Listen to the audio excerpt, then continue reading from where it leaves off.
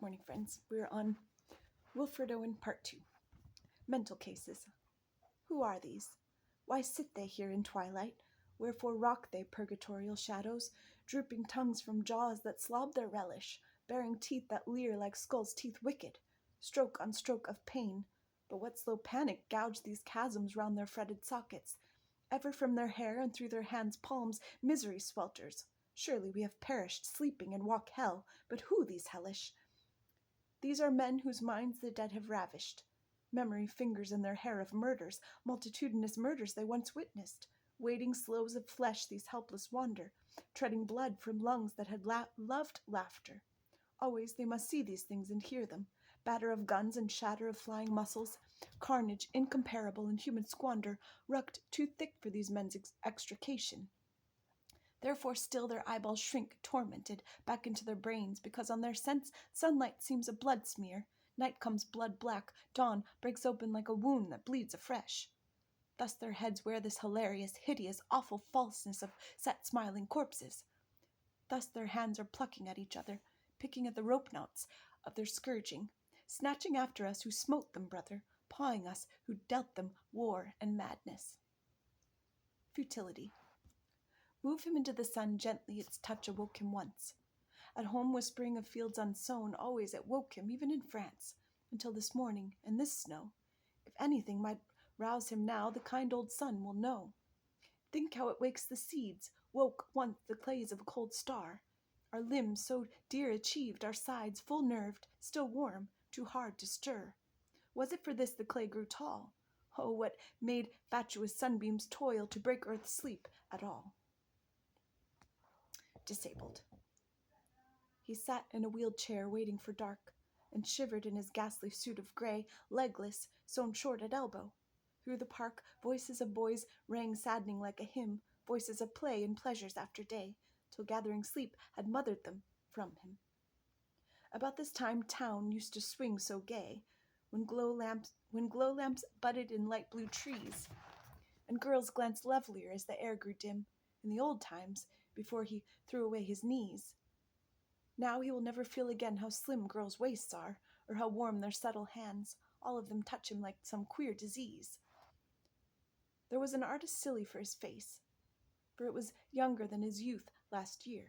Now he is old, his back will never brace. He's lost his color very far from here, poured it down shell holes till the veins ran dry, and half his lifetime lapsed in the hot race, and leap of purple spurted from his thigh. One time he liked a blood smear down his leg, after the matches carried shoulder high. It was after football. When he'd drunk a peg, he thought he'd better join, he wonders why. Someone had said he'd look like a god in kilts, that's why, and maybe, too, to please his Meg. Aye, that was it, to please the giddy jilts he asked to join. He didn't have to beg. Smiling, they wrote his lie, aged 19 years. Germans he scarcely thought of, all their guilt, and Austria's did not move him, and no fears of fear came yet. He thought of jeweled hilts and daggers and plaid socks, of smart salutes and care of arms and leave and pay arrears, esprit de corps, and hints for young recruits. And soon he was drafted out with drums and cheers. Some cheered him home, but not as crowds cheer goal. Only a solemn man who brought him fruits, thanked him, and then inquired about his soul. Now he will spend a few sick years in institutes, and do what things the rules consider wise, and take whatever pity they may dole. Tonight he noticed how the women's eyes passed from him to the strong men that were whole. How cold and late it is. Why don't they come and put him into bed? Why don't they come? Anthem for doomed youth. What passing bells for these who die as cattle? Only the monstrous anger of the guns, only the stuttering rifles' rapid rattle, can patter out their hasty orisons. No mockeries now for them, no prayers nor bells, nor any voice of mourning save the choirs. The shrill, demented choirs of wailing shells and bugles calling for them from sad shires. What candles may be held to speed them all? Not in the hands of boys, but in their eyes shall shine the holy glimmers of goodbyes. The pallor of girls' brows shall be their pall. Their flowers the tenderness of patient minds, and each slow dusk a drawing down of blinds. Strange meeting. It seemed that out of battle I escaped, down some profound dull tunnel long since scooped through granites which titanic wars had groined, Yet also their encumbered sleepers groaned, too fast in thought or death to be bestirred. Then as I probed them, one sprang up and stared with piteous recognition in fixed eyes, lifting distressful hands as if to bless, and by his smile I knew that sullen hall, by his dead smile I knew we stood in hell. With 1,000 pains that vision's face was grained, yet no blood reached there from the upper ground, and no guns thumped or down the flues made moan.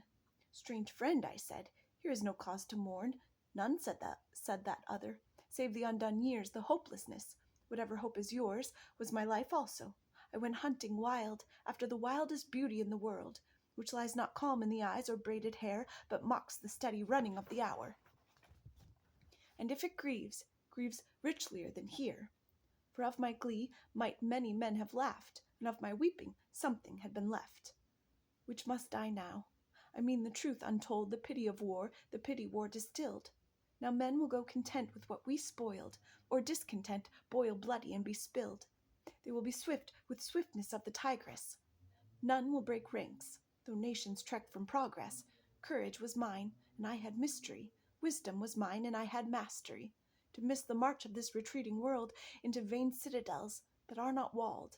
Then, when much blood had clogged their chariot wheels, I would go up and wash them from sweet wells, even with truths that lie too deep for taint. I would have poured my spirit without stint, but not through wounds, and not on the cess of war. Foreheads of men have bled where no wounds were. I am the enemy you killed, my friend.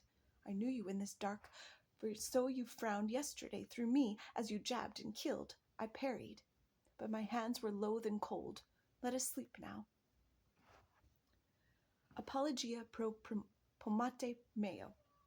Apology for my poem. I too saw God through mud, the mud that cracked on cheeks when wretches smiled. War brought more glory to their eyes than blood, and gave their laughs more glee than shakes a child.